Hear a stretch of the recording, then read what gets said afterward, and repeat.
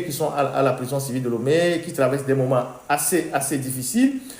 Il y a la dame, la jeune dame, comment elle s'appelle, la sage-femme, Grace Koumaï, qui a été déférée le même jour qu'elle a été présentée au procureur. J'ai lu des gens qui disaient qu'elle est retournée au SCRIC, il n'en a jamais été question. Le jour qu'elle a quitté le procureur, elle est allée directement à la prison civile de Lomé. Et elle y est détenue jusqu'à il y a 2 jours où elle a fait une crise et elle a été évacuée au Cabanon. Actuellement, elle doit être au Cabanon pour recevoir des soins parce qu'elle a fait une crise en son lieu de détention, c'est-à-dire à la prison civile de Lomé.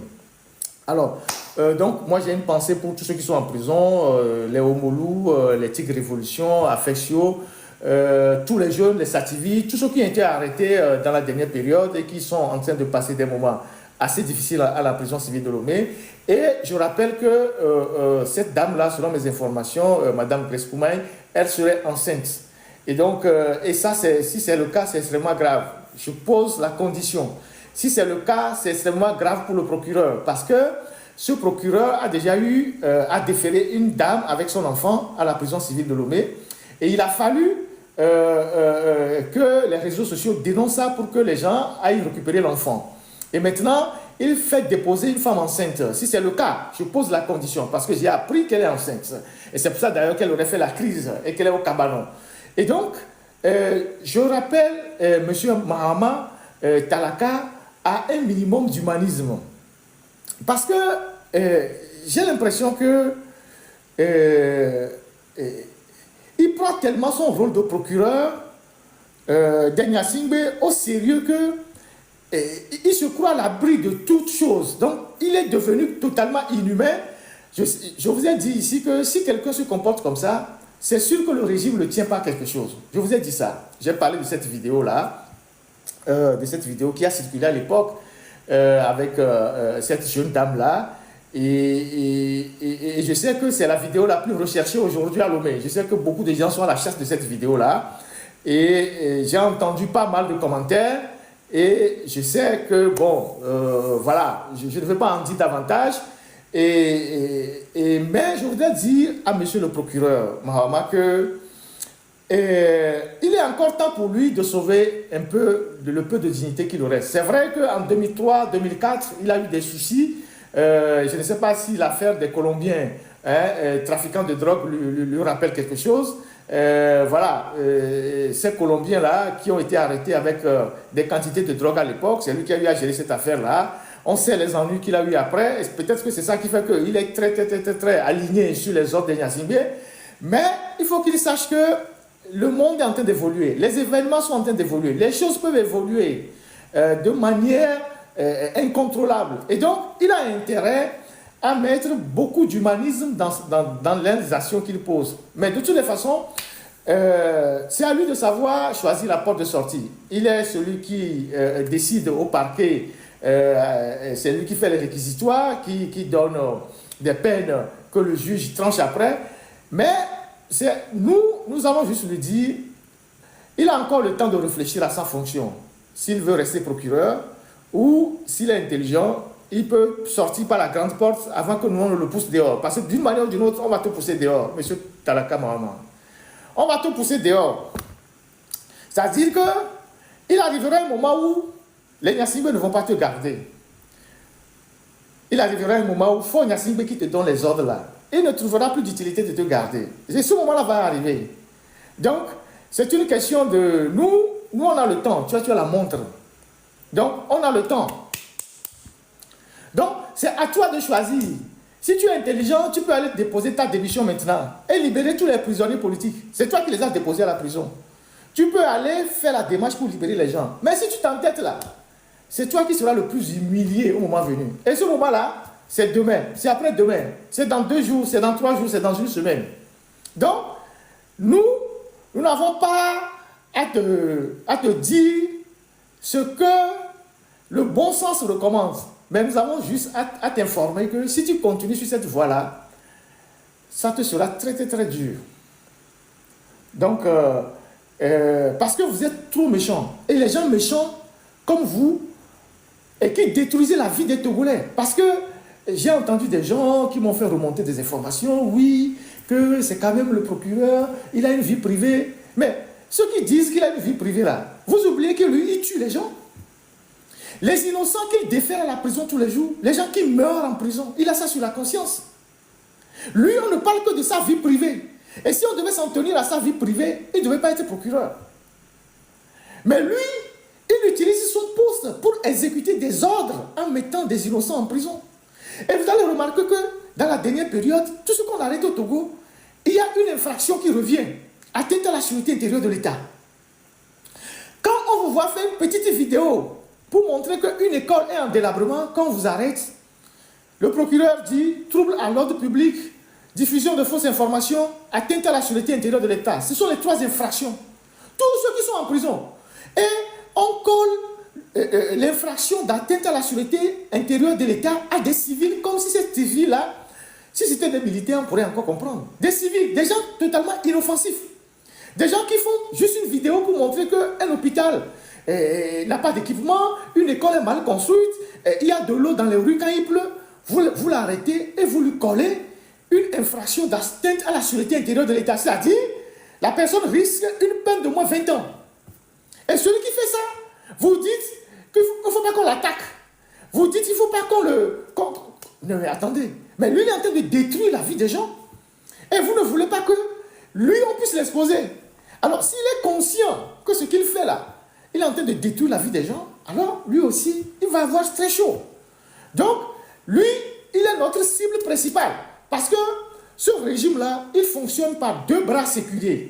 Le bras de la justice, qui permet d'envoyer des innocents en prison. Donc, beaucoup d'opposants ont sur eux les interdictions, contrôle judiciaire, interdiction de sortie du territoire, tout. Beaucoup d'opposants, beaucoup de journalistes ont eu des problèmes, on a fermé leurs journaux et ils ont le bras militaire. Donc, il y a l'armée qui reprime, il y a la justice qui reprime. Ce sont les 2 piliers du pouvoir de Faure Gnassingbé. Et donc, le pilier de la justice, tant qu'on a des éléments pour essayer de mettre les gens en difficulté au niveau de la justice, on va le faire.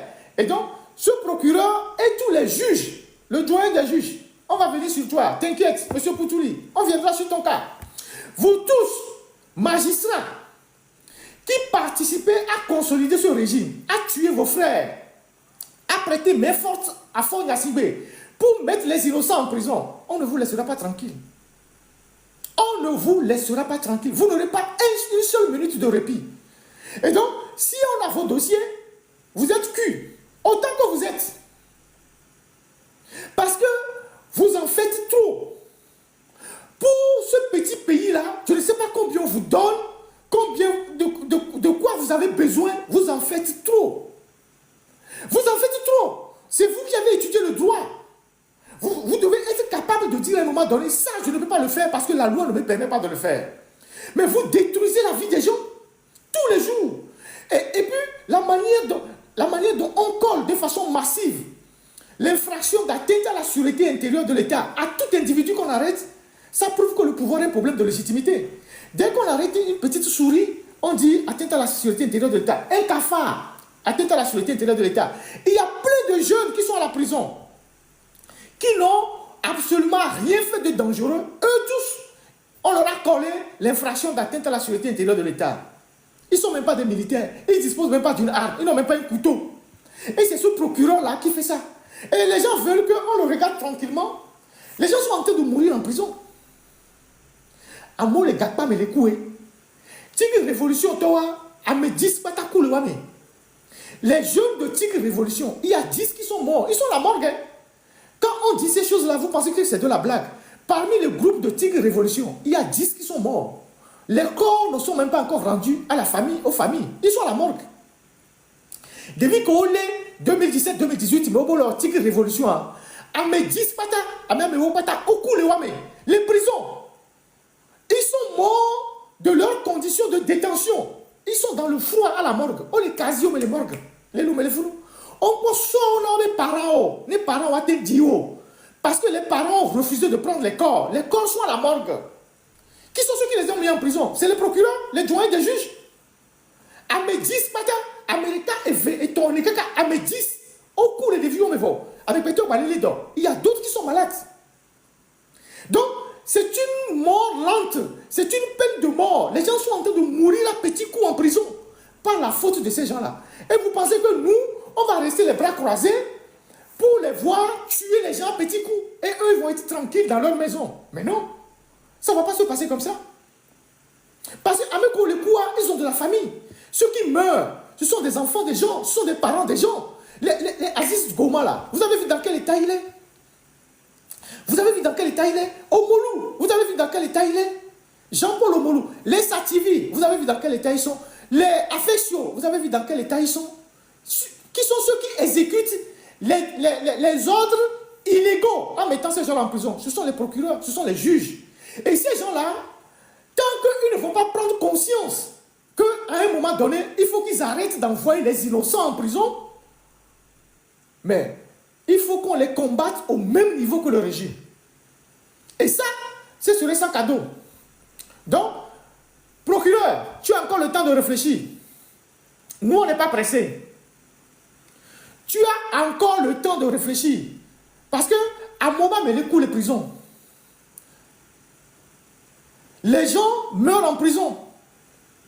Je ne parle pas des délinquants ordinaires. Je ne parle pas des petits voleurs. Je parle des gens qui ont exprimé leur désaccord par rapport à la gouvernance du pays. Ce n'est pas un crime. Vous les mettez en prison. Et vous voulez que nous, on vous regarde comme ça, comme si de rien n'était. Et ceux qui sont en prison, c'est des Togolais. Ils ont de la famille. Il y a une femme qu'on a arrêtée à Bafilo. Elle était en train de téter son enfant. J'oublie même encore son nom. Je pense que c'est Leïla. Elle avait un enfant, elle tétait son enfant. Une jeune dame. Elle est à Bafilo. Elle tétait son enfant. On l'a arrêtée. On l'a sevrée de l'enfant. Elle est en prison depuis 5 ans. Nous, elle est vivée. On va aller coups de via. On de via Dieu. De via les nanos. Ils sont en prison. Depuis 5 ans, elle est en prison. Elle est en prison. Nous, que les nanos et via les Bafilo, danger qu'elle les représenter dans la forme de pouvoir. Même si elle participe à des activités politiques, elle représente quel danger, cette dame-là, qui allaitait son enfant Bafilo, pour qu'on la jette en prison. Elle s'appelle Leïla. Leïla, quelqu'un est en train d'écrire le nom. Leïla, quelque chose comme ça. Elle est sur la liste des prisonniers.